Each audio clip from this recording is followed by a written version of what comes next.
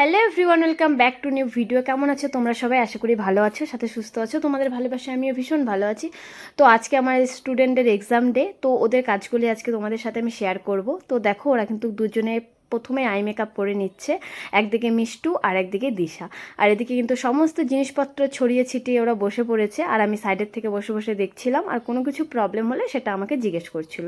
তো এই হচ্ছে দিশার মডেল, আর এই হচ্ছে মিষ্টুর মডেল। মিষ্টু সাজাচ্ছে ওর দিদিকে, আর দিশা সাজাচ্ছে ওর এক ফ্রেন্ডকে।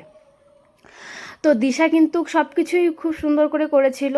ওর কিন্তু কোমরেও ব্যথা পেয়েছিল, ও দাঁড়াতেই পারছিল না ঠিকঠাক করে, একটু একটু করে কাজ করছিল আর বলছিল দিদি আমার দাঁড়াতে ভীষণ কষ্ট হচ্ছে। তারপরে কিন্তু সব কিছু ম্যানেজ করে খুব সুন্দর সাজিয়েছে। বাকিটা তোমরা লুকটা, ফুল লুকগুলো দেখে তোমরা কিন্তু কমেন্ট করে জানাবে ওরা কতটা সুন্দর কেমন সাজিয়েছে। আর এই হচ্ছে মিষ্টুর মডেল, ও অল ওভার ভীষণ সুন্দর করেছে। ও একটা সাবেকিয়ানা লুকের মধ্যে করেছিল, ও সাজিয়েছিল ওর দিদিকে।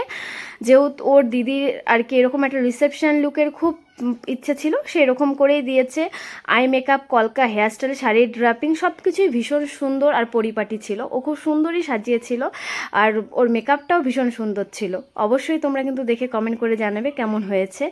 আর এই হচ্ছে দিশার মডেল। দিশা সব কিছুই সুন্দর করে সাজিয়েছিল, তবে ও হেয়ারটা একটু প্রবলেম হয়েছিল, যেহেতু ওর শরীরটাও সত্যিই ভীষণ খারাপ ছিল।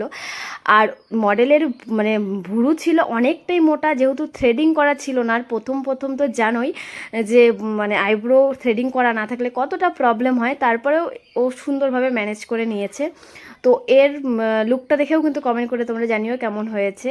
ওরা তারপরে কিছু ফটো তুলে নিচ্ছে, ভিডিও করে নিচ্ছে। আর এদিকে কিন্তু আমার সেলাইয়ের এক স্টুডেন্ট এসে বসে আছে।